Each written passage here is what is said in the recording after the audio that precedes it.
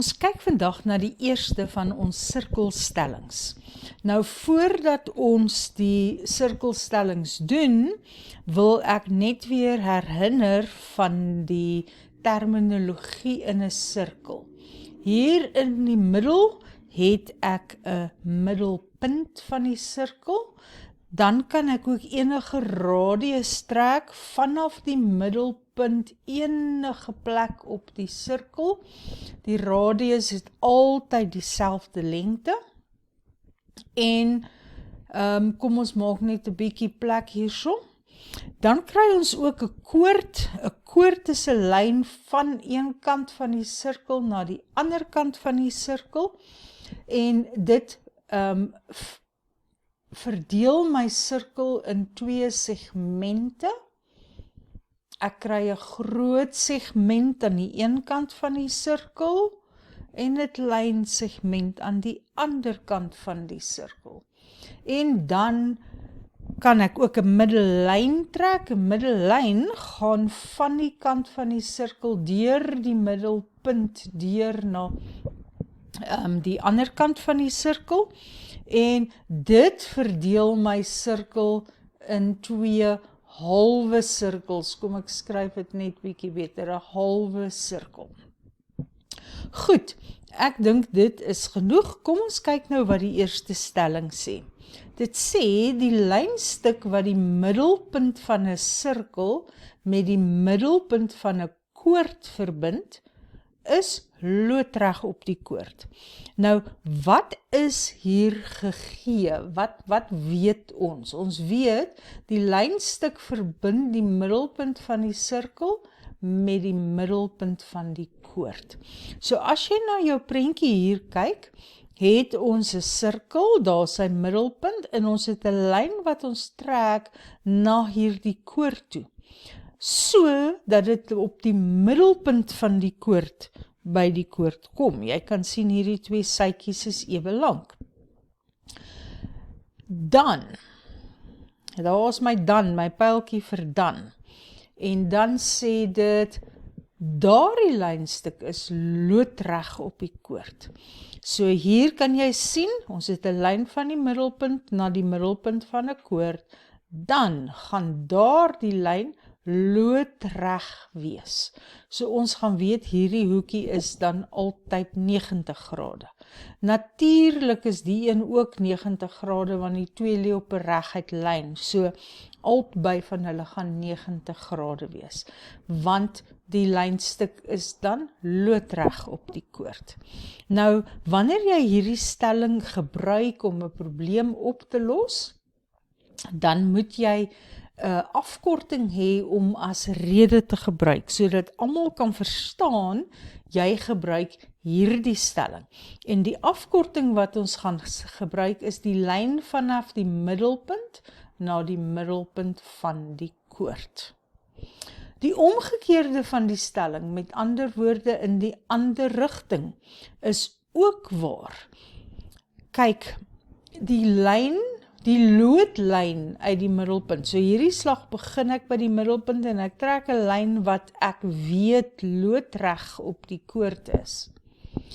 Dan halveer die lyn die koord. So my pyltjie sê dan word die koord halveer. So dan is daar die middelpunt van die koord. En die afkorting wat ons daarvoor gebruik is die lyn vanaf die middelpunt loodreg op die koord. So in kort kom dit daarop neer dat die afkortings altyd die deel is wat gegee is. Dit verskaf die rede waarom hierdie die middelpunt byvoorbeeld sal wees. Kom ons kyk na 'n paar voorbeelde en ek gaan Junie 2016 uit die Departement van Onderwys 'n vraestel gebruik. Vraag 5.2. In die diagram hieronder is AC 'n koord. Nou as jy kyk, daar's AC, dit gaan van die een kant van die sirkel na die ander kant van die sirkel. Dit word 'n koord genoem. AC is 'n koord van die sirkel met middelpunt O. Nou ja, ek hou sommer daarvan om 'n groot dot te maak daar by die middelpunt, sodat ek kan onthou, ek het 'n middelpunt van die sirkel.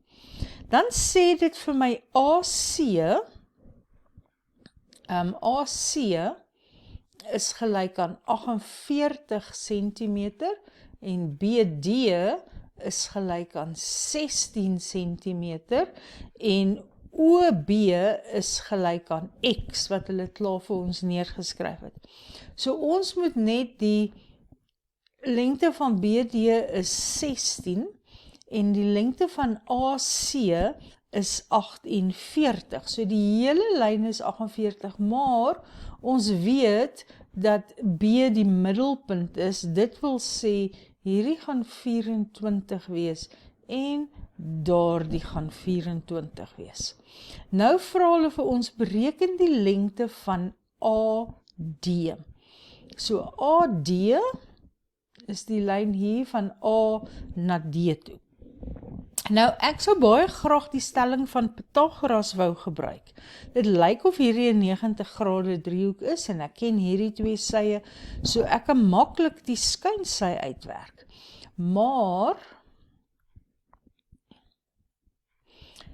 ek moet weet dat hierdie hoekie hier by B gelyk is aan 90 grade.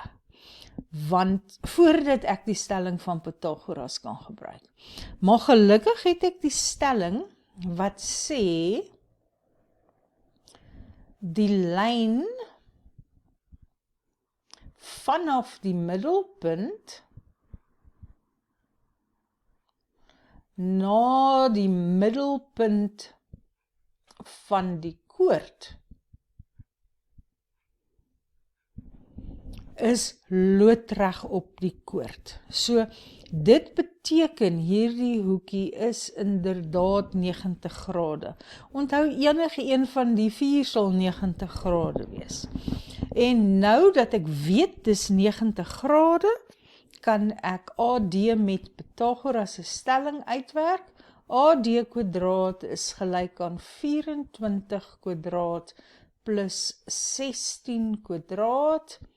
Dit is Pythagoras se stelling. So ek gaan gou net op my rekenaartjie uitwerk. 24 kwadraat plus 16 kwadraat is gelyk aan 832. Dit is nog steeds AD kwadraat. So AD gaan dan die vierkantswortel van daardie antwoord wees en dit gee vir my 8 wortel 13. 5.2.2 Bepaal die lengte van OD in terme van X. Nou ja, dit is nie moeilik nie. O tot by B is X en dan van B tot by D is 16. So OD gaan wees X plus 16. En dan 5.2.3 Bepaal die numeriese waarde van X. Nou wat jy hier moet besef is dat daardie 'n radius is. As ek nou gaan en ek trek nog 'n radius, kom ons doen dit hierdie slag in blou, dan is dit OA.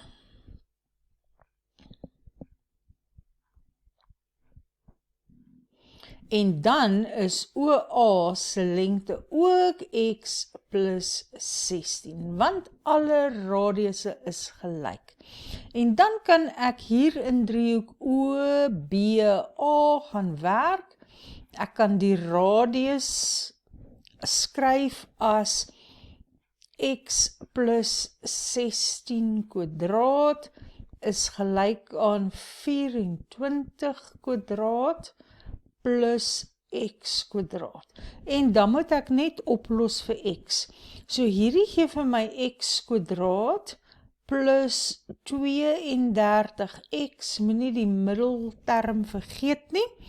En 16 kwadraat wil ek net gou dubbel seker maak, is 256.